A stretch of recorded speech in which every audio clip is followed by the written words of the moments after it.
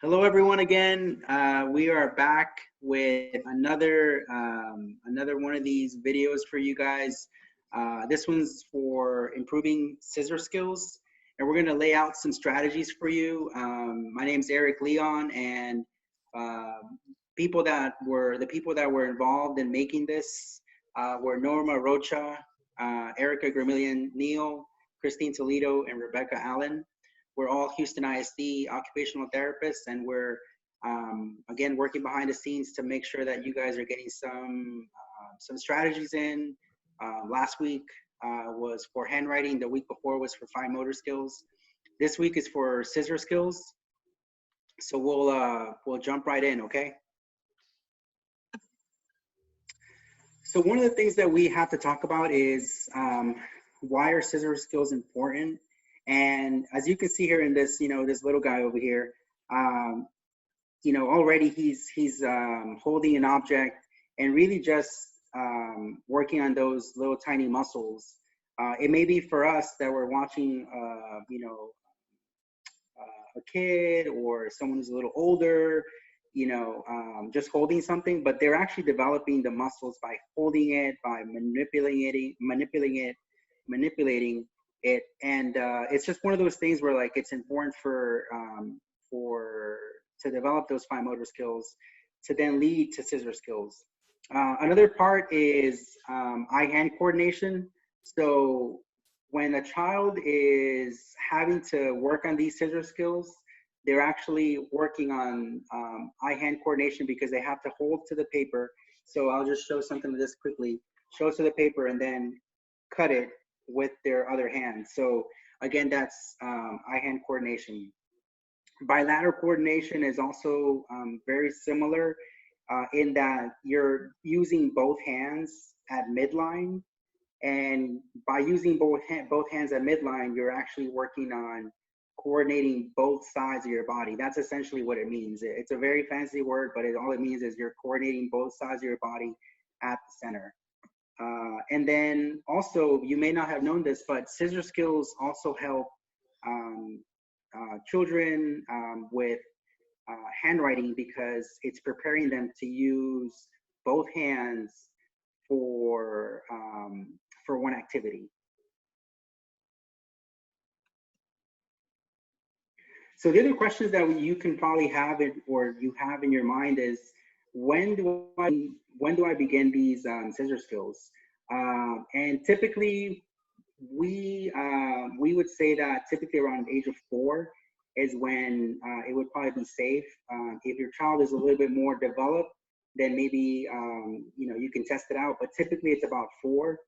And we would suggest to start with, safety scissors. Again, you're the one who is watching your child, so you have a better idea than we do from this video. But again, using safety scissors that have round tips are important because then it's only going to cut what it needs to cut, which is paper. We don't want hair to be cut or clothing or any little hands like that. So always make sure that if you are starting, it's going to be with some safety scissors. One of the other things, and I think if you've seen some of our other videos, we talk about positioning and why it's so important. So just so you know, as you can see here, there's a little robot here, and we're not just putting it there because it looks cute, but rather because it's a good position to have for a child to start cutting. So I'm gonna just lower my camera here a little bit, and you're gonna see that essentially the way the robot is standing or positioning its arms is this way. So what that does is it puts this thumb moving upward. And I have a scissor here. So if you think about it this way, where you're gonna put the scissor here, your thumb already immediately goes in there, and now you have more of a stability right here. So I'm not sure if you guys can see it. Let me see if I can move this way. So by moving it this way, or by placing it this way, the child is gonna have more of that stability, and the thumb, it's gonna be positioned in a place where it can open and close. So remind your child when you're doing this to keep his hands or her hands, arms rather, as a robot. So again, showing you this way, I'm gonna lower my camera again, like that. And not, you know, just one hand really. If they're a righty, they can do it this way. If they're a lefty, they can do it that way, okay? Another piece is, as you can see here, this gentleman here is exercising, but I put this here because, or we put this here because we want to make sure that your child is warming up. So what does that mean? So one of the things that we can do is to make sure that your fingers are warmed up before we do some of those, some of these skills, some of the scissor skills. So just quickly, a couple of exercises you can do. And again, I'm lowering my camera here a little bit so you can see better. Your child can hold his hands like this or her hands like this, and then just kind of move them this way. If that's too hard, then even just kind of moving in and then moving out, moving in and then moving out, that can be one of the exercises to incorporate. Another one is just doing this. So the index finger to the thumb, now the next finger, the next finger, the next finger, and then doing it this way as well with the left hand, down, press, press, press. So I'll just give you those two. There's so many other ones, but really just trying to warm up those fingers right before we dive into these. And the next few slides, we're going to go into some of the activities that you can do at home. It'll be things that you already have at home. Don't think that you have to, you know, go and buy some things. But the next person that will come up and talk about these is Norma, and she will go ahead with this next slide. Okay, so for some activities that you can do at home, like Eric was saying, these are items or things around the house that you may already have, and you don't have to go and purchase anything. You just have to be creative and look at the items or the objects that you have in a different way. So first we have tongs. So you can use tongs in a variety of ways. So we're looking at strawberry hullers to pick up small blocks or buttons or cotton balls. As you can see, Norma is demonstrating some activities. And then she's picking up small blocks.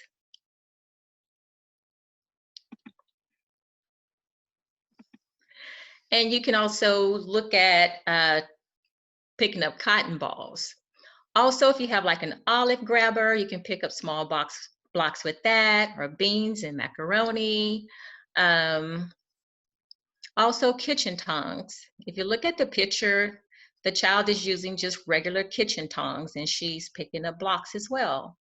And you can also place pegs in a pegboard using tongs also. So this slide talks about tweezers. Now, you may or may not have tweezers. They're very similar to tongs, but you can use them in the same way. They're just a little bit smaller, so you can use the tweezers to pick up, once again, things that you may have around the house. If you have a movie night and you have some extra popcorn or even some kernels, you can use the tweezers to pick up the popcorn or the kernels. You can use it also to pick up rice or macaroni. The hole punch. Wow, you can do so many activities with the hole punch. If you have cardboard around the house or even old newspapers, you can use the hole punch, just the punch, and that'll help with a coordination for scissor skills as well. Also, you can make designs in cardboard and punch out the designs. And once you punch out the designs, you can use a string to lace up each hole to make that design. And you can use different types of hole punches. I mean, there are different ones. Of course, the ones that we suggest is just a two-handed hole punch. Play-Doh. Wow, the great things you can do with Play-Doh. So with Play-Doh, you can use that to roll into thin strips, and you can take your scissors to cut it into small pieces or long pieces, And that also helps with working on coordination. You can make that Play-Doh a little thicker in strips, which offers a little bit more resistance. And that also helps with using scissors. Norma, do you want to talk about how to make Play-Doh at home? Oh, sure. If you don't have any Play-Doh at home right now, and if you have some flour, all you have to do is just get a little cup of flour and mix a little bit, 1/3 cup of water, and put it in, make it into a little paste. And then if you need more flour, you just put more, make it into a consistency of a Play-Doh, and you can use that as Play-Doh as well. Okay, and also that once you cut up that Play-Doh, once again, you can go back and use those tongs or those tweezers to pick up those small pieces again. So next we'll be talking with Norma.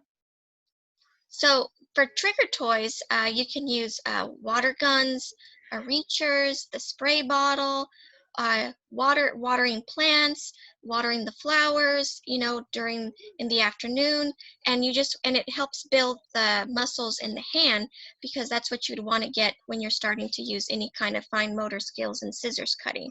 And it's very helpful for the child to use that at a very early age. And then the styles of scissors, there's scissors just like regular scissors, then there's spring-loaded scissors, and there's loop scissors where it's just like a loop, like something like this, and then they're just cutting with it, but it's not a tong, but it has the scissors at the end. It's like the scissor at the end right here, and then they're just using it to cut along the straight line. And I think also, Norma, you know, that you really point this out really well. This is also, in case you see it here, it's in a order. So loop handles are going to be a lot easier, right, Norma? They're going to be a lot easier to handle. Then from there on, spring release. Yes. And then obviously the child scissors are a little bit harder, but always make sure that you start with the easiest, because you know that's really important for kids, for someone to understand if you're working with scissors, that it's going to go from a progression from easier to harder. Harder, exactly correct. And then general activities for cutting, you can use double or triple fold construction paper. You can cut 1 inch by 8 inches lines into small squares. You can glue popsicle sticks and then cut between the sticks. You can cut sandpaper. You can cut straws, you can cut magazine coupons, you can cut cereal boxes. You can just think outside the box and just cut, you know, as much as whatever you can cut, like macaroni, little pieces of macaroni, that helps too. You can also use, like if you have any foam, you can use that to cut too, and that helps with the strengthening the hand muscles. You know, it's funny you said that, Norma, because I actually have a box here, and this is just like a pancake box. Yeah, and it's just box. Yeah, you can just get it. We have. Right, exactly. And you can just go ahead and cut. So really, you know, like Norma mentioned before, and Eric also mentioned that before, you don't have to go out there, you know, get any specific types of materials, things you already have at home. All of us, we get junk mail. I actually have one right here, right now also. Just, you know, take it and just make some lines there, or have the child just cut and snip. So you can cut snip strips of cardstock into lines. I have one piece right here that's a dotted line, a curved line, and a zigzag line. So you can have them cut along the dotted line, and that helps them, you know, build their scissor skills, and that also helps them to cut straight lines. And at the beginning, you know, their cutting won't be straight, it'll be kind of jagged edges, and it's typical for, you know, for the child's age, depending on what the child's age is. And then just cutting the curved lines as well. And then also what you can use too, whenever you go to Home Depot, you can just get the pieces of the paint where you, the examples of the samples of the paints, you can use that, and they can cut that into squares, and they can you know, make little collages with it after they cut it into pieces, and they can do a lot of things with that. And then this is the zigzag that they could use to cut too as well. So I think also last time Erica had done one of these lines like this. Not sure if you guys can see it, but as you guys can see, it's highlighted. And one of the things that you can do is you can always just use a regular highlighter. And if it makes it easier, always just make the dark line appear more bright by putting the highlighter right over it. And then guess what? Then you have your son or your daughter just go ahead and start cutting like so. And now they have something to follow. So just a little bit easier for them to see. You're creating that visual for them. And it just makes it a little bit easier for them to cut.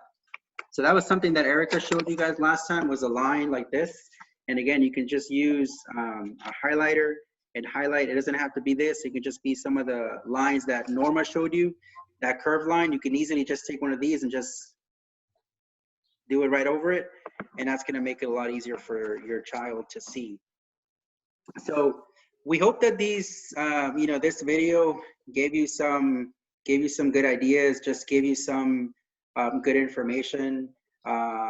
We know that there's, you know, still just a lot of uncertainty as to when we're going to go back. Or just know that we're going to continue to provide some of these strategies for you. And if you have any suggestions or just any ideas, you can just put them into the comment box on under these videos. But what we're thinking is that these strategies are strategies that are going to help you. I'm not sure if anyone else has anything else to add. Erica, Norma, do you guys have anything else to add before we end it? Okay, awesome. Well, thank you guys again for being part of this. We appreciate you spending your time with us, and we will see you all again next week. Thank you again.